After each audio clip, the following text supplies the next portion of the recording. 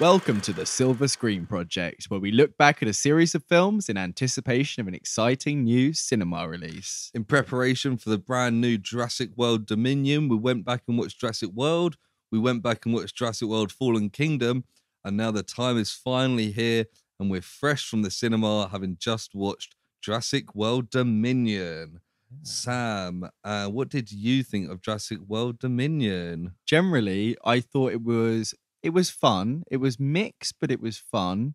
There was some stuff that I didn't love, which we'll talk about. And I do feel pacing wise, I think you maybe share this feeling. By the time it kind of got to where you were expecting it to go, kind of run out of steam personally a little bit. Yeah, so we won't go into spoilers just yet, No. in case you haven't seen it.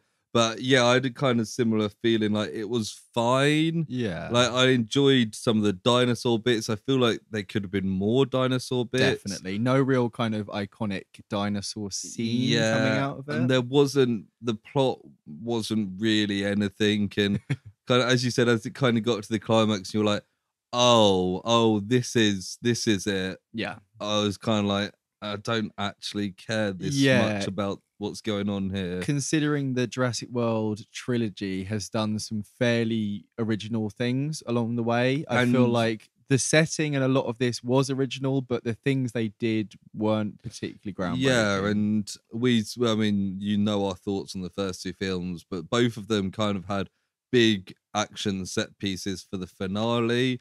I preferred the first one to the second one with the Indominus, the second one with the creepy Indoraptor in the house, but it still had a big dinosaur focused climax that I feel like this film was lacking a bit. Yeah, I think you might have mentioned last episode where we talked about Jurassic World 2 that they've learned the lesson of shying away from the human characters and focusing on the dinosaurs. And I feel like they went back fully on this one and focused they really did a lot on, and the cast is big because they bring back, it's not really a spoiler if you've seen anything, they bring back the original three from the first film from Jurassic Park. So Alan Grant, Ellie Sadler and Ian Malcolm. And yeah, a lot of the stuff with them I think was really good. I think there was some good kind of they add in another member or two to their team who don't play as bigger parts, but it is much more of they split them up, but it is like a team film. Yeah, and by the time they all come together, there's a lot of people on screen, and that's one of the things that I didn't love about it, but it was a minor gripe there. The world building, which is one of the things this leans into in the promotional stuff, the fact that there is a Jurassic World of sorts going on. I thought a lot of that stuff I really liked, and I think it was quite effective, this blend of human and dinosaur I kind of wish there was more of that. I would agree, because they tried to set it up as actually this is dinosaurs in the real world now. Yeah. But when you kind of get into it, it's not as much of that as it could have been. They're around and they get loose a couple of times and they interact with people. But generally speaking, they're still kind of isolated apart from certain. And by the time we get into the kind of midpoint of the film, it's kind of back in an isolated, effectively. We won't go too far into it, but it's not particularly unfamiliar territory where they end up. I think what it felt like to me more than anything else was like the B storyline to another film. Like something big and dramatic is going on and this stuff's going on the side. But they don't have that big other thing going on. It's just this. And whilst I enjoyed the dinosaurs are always great. I like the cast. I've seen some people criticize Bryce Dallas Howard and Chris Pratt's character for being a bit one-dimensional. I think in this they've done well with them. I like them, and I like particularly Bryce Dallas Howard's character's progression over the three films. And obviously having the original three back is great, and how they mix is great, seeing the new and old. I think the cast is good. I think the dinosaurs are good.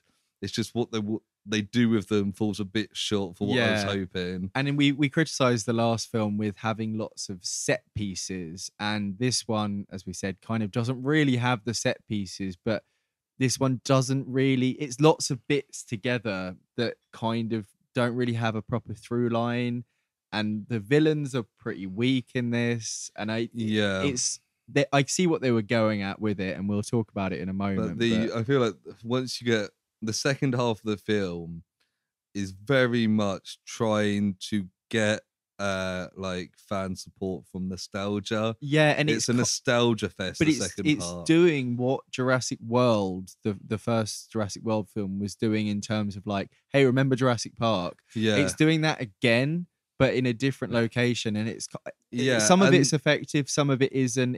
And I feel like mixed. with Jurassic World, it was like, hey, remember Jurassic Park? We're doing this. And this was different. It was more like kind of how like Marvel have done it a couple of times of like, hey, remember this? But it would be like certain shots or certain lines, be like, hey, get it? It's like the plot wasn't enhanced at all. And some of it's like, hey, remember Jurassic World? And it's like, yeah, we do. Yeah. It came out like 10 years, less than 10 years ago. Exactly. Like, so shall we go into I think we'll go into spoilers. Spoilers, even. into actual spoilers. So before, as I kind of did briefly mention, before we go into the negative, having the old gang back together was a standout for me. Yeah. We've seen them in multiple films. So Jeff Goldblum turns up in the second Jurassic Park film. Laura Dern and Simon Neill. He's from Biffy Clyro. Sam Neill turns up in the third one. Jeff Goldblum's in the second Jurassic World. But having the three of them together, was having an active role as well. And they did seem to slide pretty much straight back into their characters from nearly 30 years ago, and they have a relationship, and it's just nice to see them interact with each other. A lot of those introductory scenes when they're all first meeting is really effective, and I think as the action progresses, it's not all like super smooth. Some of it's a little bit awkward and rusty, but it's forgivable. It's almost their characters haven't been in this situation for a while as well, so it works for that.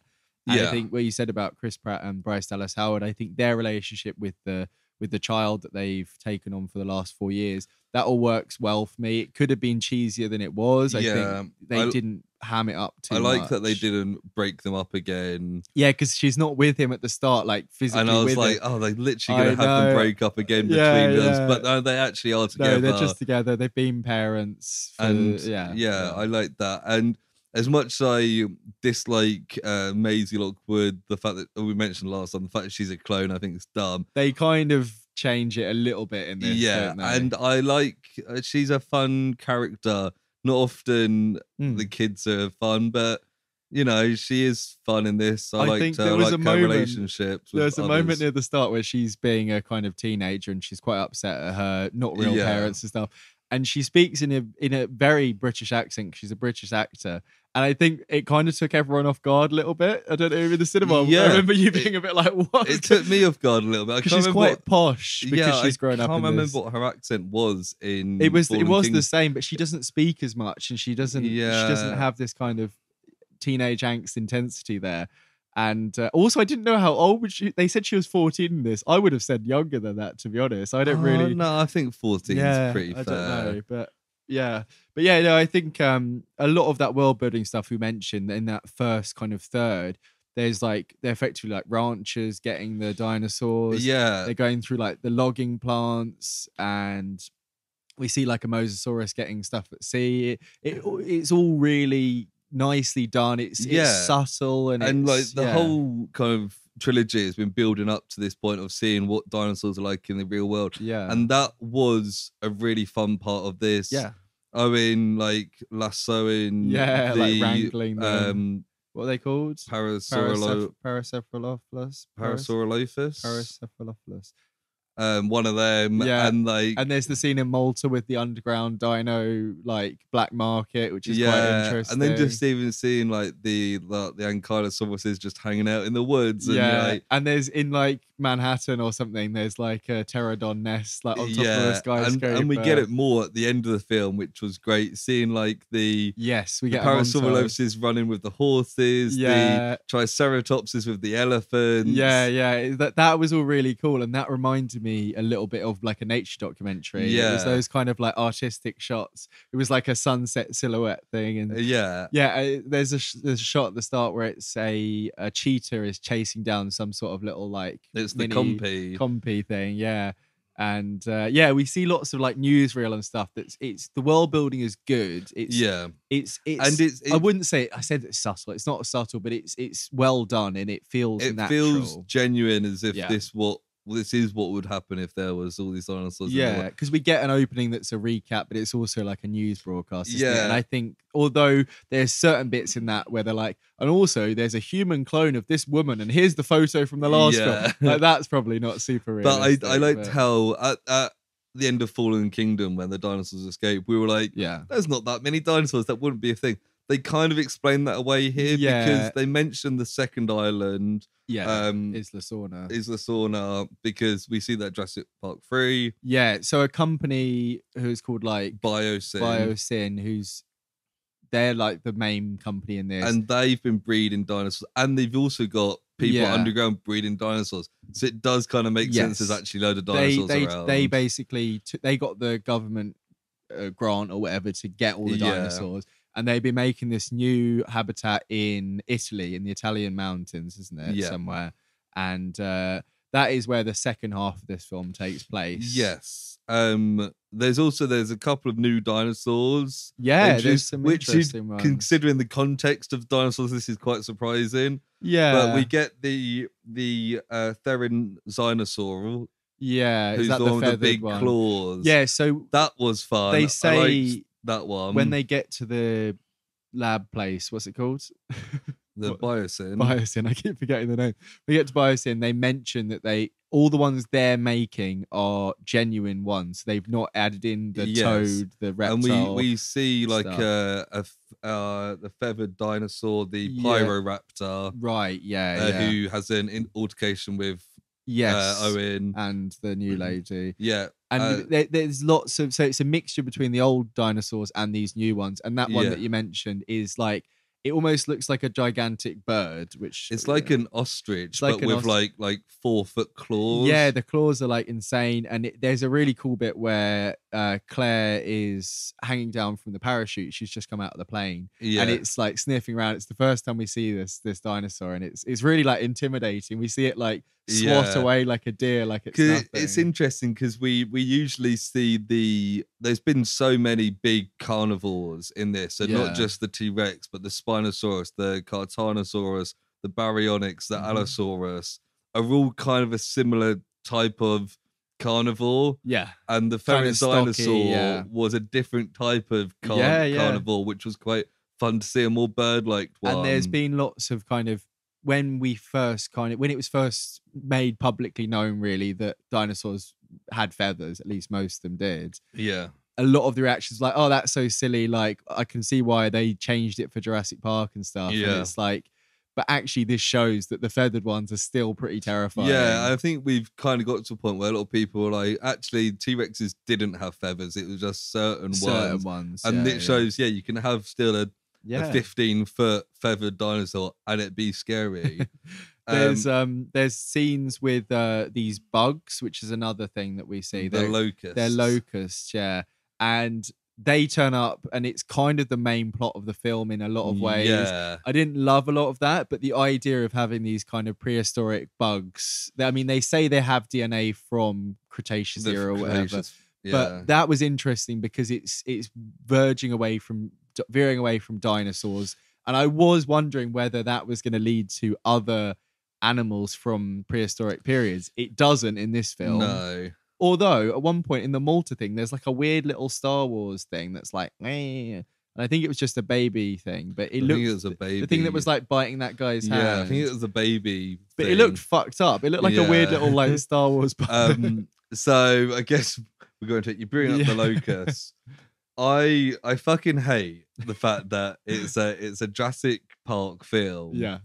And the biggest like world endangering thing are bugs. Yeah, it also felt a little bit like off the back of COVID, didn't it? Like there's a thing sweeping the world that we need to cure. But it's like, why would you make a Jurassic Park film where the focus is bugs? I feel like that's mental, right? I feel like they probably thought they were being really original with it. Yeah, but no, we go to this film for dinosaurs. Like, what, locusts? Like, really? Like I liked the scene The of the locust. the one at the start where the kids are getting chased is like really good, like really intense. And the locust stuff is cool, but I'm just like, I'm here to see dinosaurs, like, and the dinosaurs are secondary to the locust. Yeah. In particular, Blue, who's been like the main dinosaur throughout the first two films, has a close relationship with Owen. Is in the first 20 minutes and in the last 2 minutes and nothing else. Yeah, which is I thought towards the end this would be a great time for Blue to show up, and I've got my checklist from last episode. Yeah. We'll get to I it. was starting to think when they went, are they going to bring her along somehow? I was like, when they went to Italy, I was like, oh, how's Blue going to get involved in this? Because Blue's living in like Alaska or something, Rocky Mountains. I think even to a point where there's a shot in the trailer where you see Blue jumping at Owen on a motorbike. Yeah. And in this, it's not Blue, it's a different raptor. A Trosseraptor. Yeah, something like that. But that whole scene, I know you're in the middle of it. That Malta scene was pretty good. It was great. Chase. It was good. It was and when you the two Carnotaurus escaped and you see them in like the square. Yeah. That's cool. Yeah. I just wish we'd seen more of that because we see them there. We don't know what they did. They eat like one person. They ate a guy on an electric scooter. And I feel like that's a bit of a fuck. And it's guys. Like having the T-Rex walking through the town was the whole climax of the second Jurassic Park film. Now you've got two of these walking through there, and we don't give them a second glance. No. Instead, we've got to talk about the locusts. Because the dinosaurs are secondary in Jurassic World 3. Yeah. Also, at one point, Jeff Goldblum says, we no longer have dominion over our natural world. Yep. He also says, I didn't really like Jurassic World. Yeah, that was funny. While we're on the callbacks, there's the line about the electric fences, which is funny. Oh, I've got a list of callbacks. Have you? For the end. Okay. So the other thing I was gonna say, so they introduced a new big dinosaur, the Giganotosaurus. Yes. Who's the biggest carnivore ever, apparently. On land, I think. Who's just a bit shit. I'm glad. It's always nice to see a new dinosaur, but like, there's one bit where like he's the whole group are together, and the Giganotosaurus is standing there and just kind of looks at them, sees them run away, and then slowly walks over. And it's like it takes ages for it to like run at them, and I think. I read some stuff beforehand where they were hyping it up to be like this force of nature and like kind of playing with its prey and stuff. And I think that's what they were going for, but it just looked like it was dumb and it didn't know what was going on. There's a bit where, this is the part I was saying. When the cast all get together, there's 7 people all trying to get away from this dinosaur. There's 3 people from each of the teams kind of thing and the kids. So it's 7 people. And they're all behind this Jeep, and about half of them are sticking out the side. Yeah. And this dinosaur's just walking around going, just looking at them like that. And it takes 3 of them to get up the ladder before it starts going. That scene was... And there's stupid. There's the funny bit, which I think was in the trailer, where both Owen and Sam Neill's character, Alan Grant, both go, don't move together. Yeah. And that's an interesting, it's a fun call. That wasn't even on my list of callbacks, so I didn't know. But I think that in itself is supposed to be like, it didn't get them because they weren't moving, but they were moving as well. They all slowly trundle behind this thing, but not even like, it's just... And also, so they mentioned that they'd got dinosaurs from Isla Sorna, the second island. They should have replaced the Giganotosaurus with a Spinosaurus. Yeah, of course. A bigger than a T-Rex dinosaur that we've already seen. We know it exists. And it's a reference as well. Because it doesn't die at the end of Jurassic Park 3, so it still exists. And it's a callback, and then it's there, and it fits the thing. Yeah. And also then Alan Grant could be like, oh yeah, I've dealt with this guy before. Yeah, or like, not again, or something like that. Yeah, but instead they just bring a new dinosaur that I'm all for bringing in new dinosaurs, but it's just worse in every other way to the T-Rex and What they were doing, I think, is they went, no more hybrids, because the company's against it, and generally fans are mixed on it. Yeah. And they went, let's find the best one that's not a hybrid, and it just they just didn't do anything with it, really. Yeah, another thing, I thought the villain was bad. Yeah. So it's Dodgson from the first Jurassic Park film. Yeah, so you were saying... really minor character in the first film. He's the one who gets Nedry to sneak the things, the samples out. Yeah, which is the chain of events that causes the whole disaster. Yeah. And he's come back for this, and he's a billionaire, and he's a really weird man. Really strange performance. It feels like the character in Don't Look Up, who's this kind of caricature of kind of a mixture of Steve Jobs, Mark Zuckerberg, that sort of thing. But this guy just plays it like a Steve Jobs guy. I feel like they've cut a scene explaining that he's really weird for a reason, that he needs his power bars, and because he needs some sort of thing to get from the dinosaurs to cure something about him. He's eating boiled sweets and stuff. They just cut that scene, and now he just seems like a really strange villain. I reckon, I mean, this film had issues with COVID because it was filmed over that period.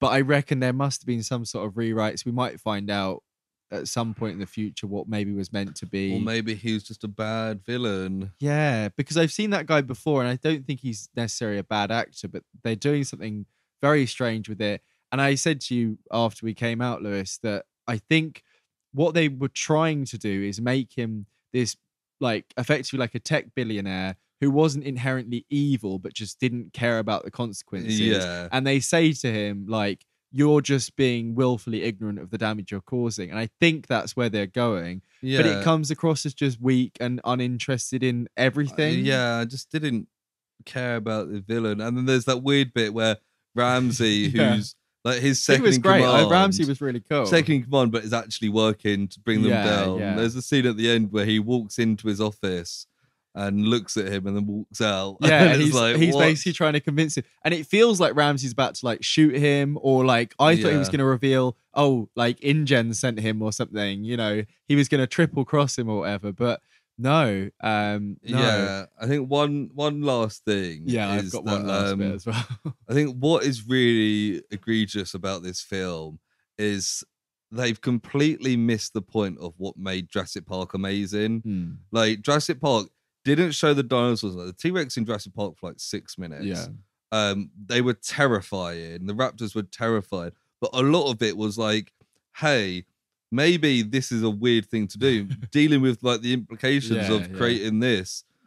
How do you think this go? And then like the human side of it is really good. And then it's just like these terrifying ancient monsters. Jurassic Park's an incredibly balanced and thought out film, and like the philosophy and stuff behind it is great. And Colin Trevorrow has taken that and been like, people like monsters. Yeah. Let's make a film about that. But then seems to have edited out all the scenes where the monsters do fun stuff. Yeah. Because if they'd lent fully into that, like Godzilla Kong or something like that, that's one thing. It's not maybe what Jurassic Park is, but it's something. They've got lost somewhere in the middle of that and a third thing that I can't put my finger on. I think like after, because the first one still kind of had the feelings of Jurassic Park. Yeah. I feel like as it's kind of progressed, they've kind of forgot what made that film so brilliant. And they're just like, let's make this dinosaur movie. Yeah, I would agree. Yeah. I got two little bits before we move into trivia, etc. One thing was the scene where it was about how girls hate bugs, and the two women have to like fight a load of bugs, and they're like, ew, bugs, girls hate bugs. It's also funny. Although Laura Dern then start zapping them all. I think she's dual wielding zappers. So they turn it around, but it's the initial part. They're like, ew, bugs. And the guy's like, you just need to run through the bugs. Yeah. And also Ian Malcolm has like completely derailed this whole thing, and they're like, you are fired. Yeah. This is the bad he guy. was gonna be like arrested, or even like throw him into the dinosaurs or something. This evil bad guy just fires him and lets him just go away. And then after he gets fired, he does a whole rant about how terrible Biosyn is and how everyone should quit their jobs. They don't do anything about it at all. Yeah. And they're like, oh, you need to pack your bags. Yeah, there's like the threat is so low in most of this film. You got any trivia then? Yeah, so before we go into trivia, as we came out, I quickly wrote a list of all the references to Jurassic Park that I noticed during the film. Okay, yeah. I then Googled and added 2 more. Nice. But most of them was just stuff I noticed. So I'm going to quickly run through them. There's 2 shots, like the cinematography, that are taken from the first film. Okay. One, in the first film, when Ellie Sattler's running away from the raptors, Yeah. she jumps over a tree branch, which always quite amusing because they used the same shot twice in Jurassic Park. Okay. They've got a scene in this that's framed the exact same way, but it's Blue jumping over like the same branch. Oh, okay. And it's like, that's clear reference. Yeah. Another shot of that ilk is when Owen gets away from the feathered Pyroraptor. He jumps over the fence and lands on the metal plated floor. Right. And then starts running, which is the exact same shot from when Ellie Sattler jumps over and lands on the metal plate and run away from the raptors. Cool. And I was like, it's not only direct things, they're taking quite subtle kind of things as well, yeah. So actual straight up references. There's a bit where Jeff Goldblum does up his button shirt, which is because the first film he has the unbuttoned shirt. We see the can from the first one, the shaving foam, foam. Dodgestone comes back from the first one. The Dilophosaurus, right, that killed Nedry in the first one. That whole scene is pretty much the same, isn't it? Yeah, and their little like giggly sounds, and then kill Dodgestone. Ian Malcolm picking up a light to get the attention of a big dinosaur. Instead of running away to the toilet this time, he throws it in its mouth. Yeah, he kind of makes a spear which kind of explodes in its mouth. Yeah. The T-Rex makes the Jurassic Park logo. I was going to say about that in the little circle, steps in front and literally just holds for a second. It's like, oh, there it goes. Looks at you, winks. Biosyn, who are the bad guys, they've never been mentioned in the films, but in the first book, that is who Dodgson works for. Okay, nice. So when he's getting info from Nedry, it's implied in the films but never mentioned, but it is Biosyn. So interesting. That is a Michael Crichton creation. The high voltage fence. And he's like, do you know how high the voltage was at the fence? He's like, I caught a kid who was getting electrocuted by that. And the last one, which we mentioned during this, was the don't move. He can't see us. It's a long old list, and most of that stuff happens in the last half an hour, or last half of the film, at least. I do think they could have trimmed a little bit of this somewhere.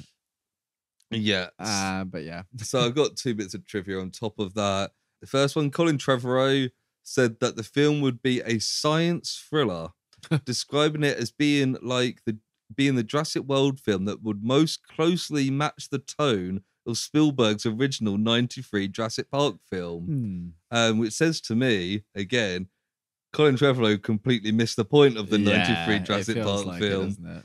And the other one was that Jeff Goldblum is the same age in this as Richard Attenborough was in Jurassic Park. Wow. He looks much better. He really does, because Richard Attenborough was an old man. I noticed when he was doing his initial speech when we first meet him, his voice seemed a lot higher than normal. I don't know if that's just in his old age. I saw some comments that like this film is an example of Jeff Goldblum becoming super self-aware of just playing Jeff Goldblum in films. There was definitely some moments in this. Because like we saw it, one stand it was always Thor Ragnarok, and when it was just Jeff Goldblum like playing Jeff Goldblum. Full Goldblum, yeah.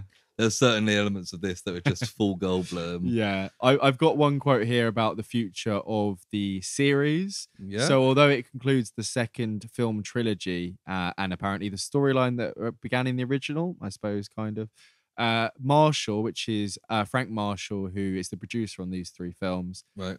He has not ruled out the possibility of future films. In January 2022, or 2022 as Lewis likes to call it, he said, "We're going to sit down and we're going to see what the future is."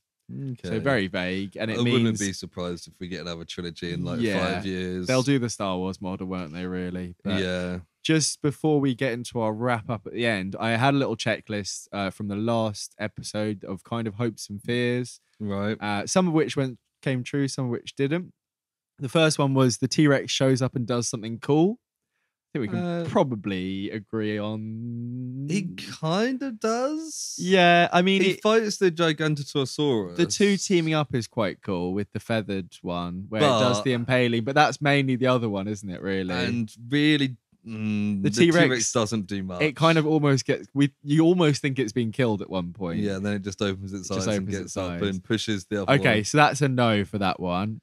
T-Rex does a big roar near the end. That happens. Although the roar sounds a bit different.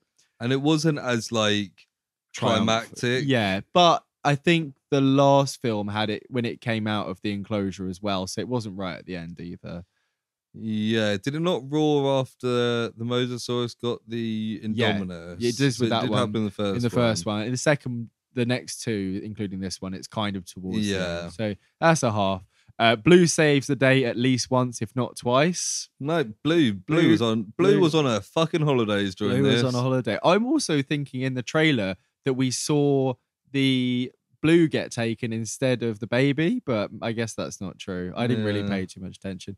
And there was a couple at the end as well. Spinosaurus showing up, which, as you know, gutted, did not happen. And I think I said that there would be a cool new hybrid. And there wasn't, but I think the feathered dinosaur fits that kind of bill. They purposely pulled back from the hybrids, but as you said, they went the other way and had a more natural dinosaur. Yeah, and I really, especially the big feathered one with the long name. Yeah. We also got the Quetzalcoatlosaurus as well, the giant flying one. That was cool. That was cool. It took down the plane. Didn't really see much of it, but yeah. There's the Ferenzinosaurus. That's right. That was a standout, and I enjoyed. And kills the Gigantosaurus. Yeah. But yeah, so the only thing left is to ask you whether or not Jurassic World Dominion lived up to your hype before the film. Prod yes or prod no? See, this is probably the most difficult one I've done because I didn't love the film, but I'd seen a couple of star rating reviews going into this that were all on the 1s or 2s. And I don't think it's as bad as that. I enjoyed the film, but I don't think it was a good film. So I think, to be honest, based on the last one, I think this might be a prod yes. I think my hypes weren't high, and I quite enjoyed this in its own way. So I'm gonna err on the positive side. I didn't look on any reviews before I saw it. I just had stuff pop up, unfortunately. I didn't have anything pop up, fortunately. But I was quite looking forward to this. I thought it was gonna be a nice finish off to the trilogy. I was quite looking forward to see the dinosaurs in the real world. Yeah. Blue in the wild, how it all capped off, seeing the original 3 back. So for me, this is a prod no. Yeah, no, fair enough. It didn't. Your expectations were high and you went to kind of mid-low. Mine was super low and I went to kind of mid-low. Yeah. But that is the end of this mini-series of the Silver Screen Project, covering the Jurassic World trilogy. Let us know your thoughts through the various social medias that we are on. All in the email, link tree in the episode all description. in the link tree, yeah. And we will be going straight into another Silver Screen Project very shortly. We will. Which we will reveal in the coming weeks. I'm looking at Lewis going, I don't remember exactly what this is. I think I do, but I'm not sure. So yeah, you'll find out soon. Yes, you'll find out. Thank you for joining us. Thank you. And goodbye. Good night.